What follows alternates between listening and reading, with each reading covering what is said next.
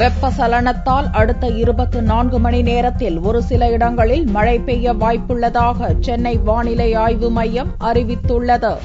சென்னை மற்றும் அதைச் சுற்றியுள்ள பகுதிகளில் கடந்த சில தினங்களாக இரவு நேரங்களில் மட்டும் மழை பெய்து வருகிறது. இதுகுறித்து வியாழனன்று செய்தியாளர்களை சந்தித்த சென்னை வானிலை ஆய்வு மையத்தின் இயக்குநர் ரமணன், அரபிக்கடலோரத்தில் ஏற்பட்டுள்ள மேலடுக்கு சுழற்சியினால் சென்னை மேகமூட்டத்துடன் காணப்படுவதாகவும், வெப்பச்சலனத்தினால் தமிழகத்தில் அடுத்த 24 மணி நேரத்தில் சில இடங்களில் மழையை எதிர்பார்க்கலாம் என்றும் கூறினார்.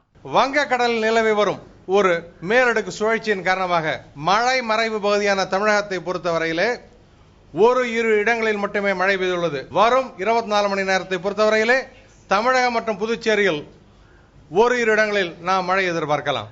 சென்னை நகரை பொறுத்தவரை வானம் மேகமூட்டத்துடன் இருக்கும். நகரின் சில பகுதியில் மழை வருவதற்கான ஒரு வாய்ப்பு உண்டு.